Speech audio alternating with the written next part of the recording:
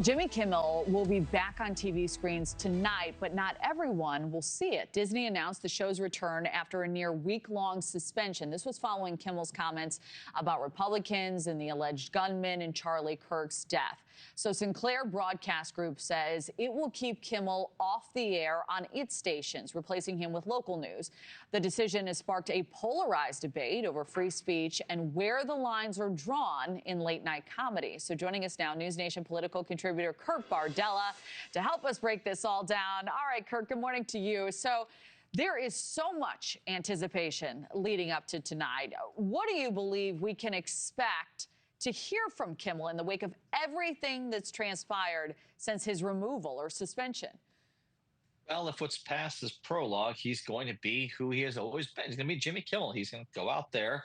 He's going to, weave political statements with entertainment and comedy, and I think he's going to be his his most authentic self, because that's what his audience wants from him. I don't expect him to go out of his way to antagonize President Trump. I don't expect him to pull punches either to appease Donald Trump.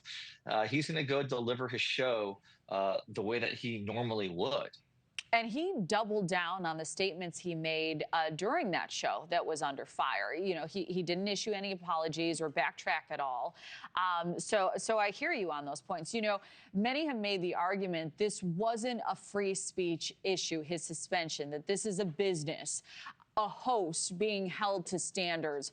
What were your thoughts on those arguments that were really so central to all of this, the fallout as well?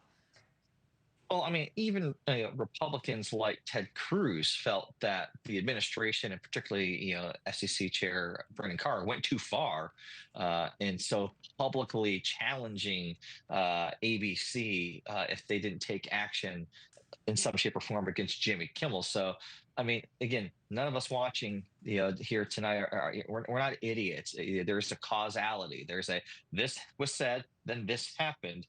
It's hard to sit here and go, oh, there wasn't a connection to that. It seemed like there was. But again, to those who defended that decision and said, well, it's just a business decision, then okay, well, then they just made a business decision to put him back on air. So you got to be okay with that, too.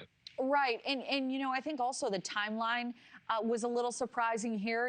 He was off the air for just days, now making a comeback. Well, what were your thoughts on how quickly maybe he's back on stage and, taking the mic again? I've never heard of an indefinite suspension only lasting a few days. Didn't even make it a full Scaramucci here off the air. Clearly, Disney, Bob Iger in particular, were getting a tremendous amount of pressure. Thank you for watching. Subscribe below and download our NewsNation app right now on your phone, and you will get fact-based, unbiased news for all Americans.